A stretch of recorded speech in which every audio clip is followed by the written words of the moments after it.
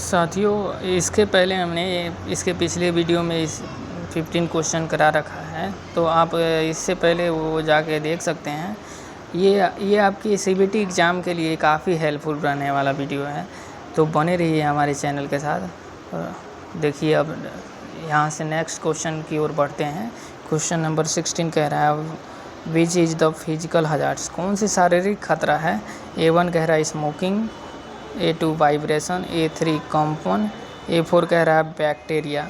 तो इसमें से कह रहा है कौन सा शारीरिक खतरा है। तो देखिए, जो A2 है ना, वाइब्रेशन, कंपन, ये है शारीरिक खतरा। ठीक है,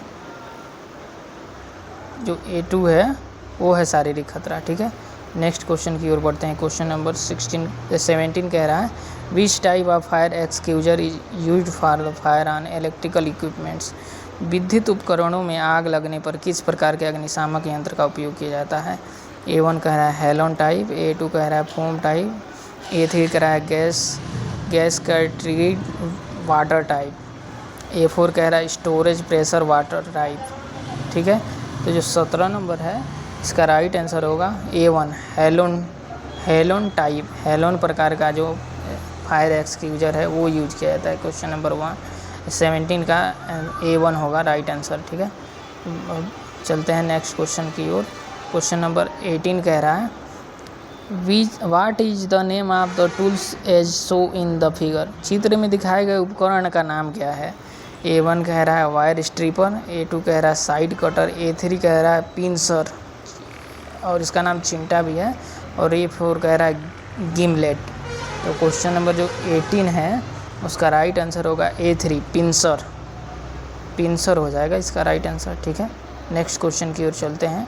क्वेश्चन नंबर 19 कह रहा है which is the correct sequence of the operation to be performed while using fire extinguisher, अग्निशामक यंत्र का प्रयोग करते समय कौन सा कार्यक्रम अपनाना चाहिए। A1 कह रहा है full M sequence sweep, A2 full M sweep sequence, A3 कह रहा है push arrange sequence SVEEP, A4 कह रहा है पुश अरेंज स्वीप सीक्वेंस। तो क्वेश्चन नंबर 19 का जो राइट आंसर हो जाएगा वो होगा pull aim sequence sweep, A1 right answer हो जाएगा इसका। ठीक है, नेक्स्ट क्वेश्चन की ओर चलते हैं। क्वेश्चन नंबर 20 कह रहा है which personal protective equipments PPE used for the protective from fumes, धुएं से सुरक्षा के लिए किस व्यक्तिगत सुरक्षा उपकरण का प्रयोग किया जाता है। A1 कह रहा है apron, A2 gloves, A3 ear muff कान का कवर, A4 कह रहा है रिस्पिरेटर श्वास यंत्र। तो क्वेश्चन नंबर जो 20 है उसका राइट आंसर होगा A4 श्वास यंत्र। ठीक है, नेक्स्ट क्वेश्चन की ओर चलते हैं। ठीक है, नेक्स्ट क्वेश्चन की ओर 21 what is the starving in extinguishment of fire, आग को बुझाने का स्ट्रैविंग क्या है।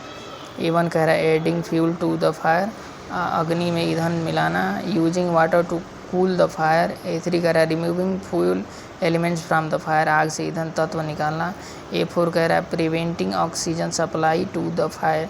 तो क्वेश्चन नंबर 21 का जो राइट आंसर हो जाएगा वो हो जाएगा removing fuel elements from the fire, A3 होगा इसका राइट आंसर। ठीक है, नेक्स्ट क्वेश्चन की ओर बढ़ते हैं। 22 कह रहा है which artificial inspiration method is to be perform to the victim with injuries on the chest and belly, छाती और पेट पर चोट लगने पर पीड़ित को कृत्रिम श्वसन की कौन सी विधि अपनानी चाहिए। A1 कह रहा है सेफर विधि, A2 कह रहा है मुंह से मुंह विधि, A3 कह रहा है होल्गर नेल्सन की पीठ दबाव विधि, A4 कह रहा है नेल्सन की आर्म लिफ्ट बैक प्रेशर विधि। क्वेश्चन नंबर 22 का जो राइट आंसर हो जाएगा वो A2 मुंह से मुंह विधि।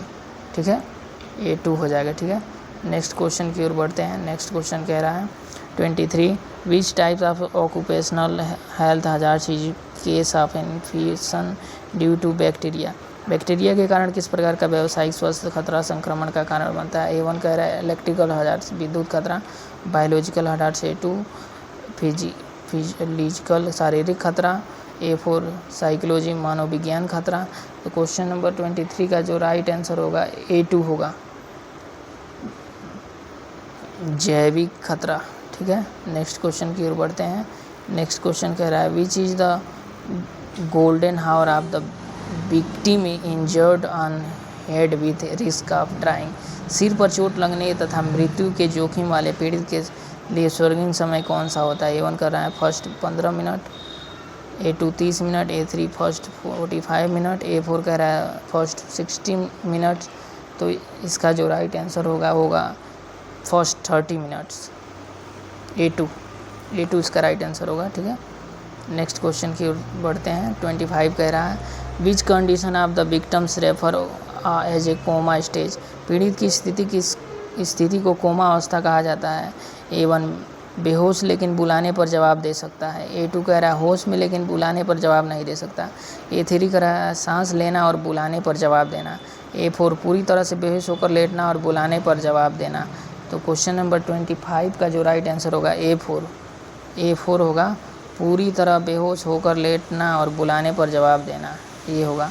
अब नेक्स्ट क्वेश्चन की ओर बढ़ते हैं। 26 कह रहा है which criteria must be satisfied for the quality of PPEs। PPE की गुणवत्ता के लिए किन मानदंडों को पूरा किया जाना चाहिए? यह खतरा का सामना करने में सक्षम होना चाहिए। A1 A2 इसे लंबे समय तक इस्तेमाल नहीं किया जा सकता। और A4 कह रहा है कम लागत। तो इसका जो राइट आंसर होगा वो होगा A1 होगा, यह खतरों का सामना करने में सक्षम होना चाहिए। ठीक है, नेक्स्ट क्वेश्चन की ओर बढ़ते हैं। 27 कह रहा है what is the possible range to measure the size of the wire in a standard wire gauge SWG।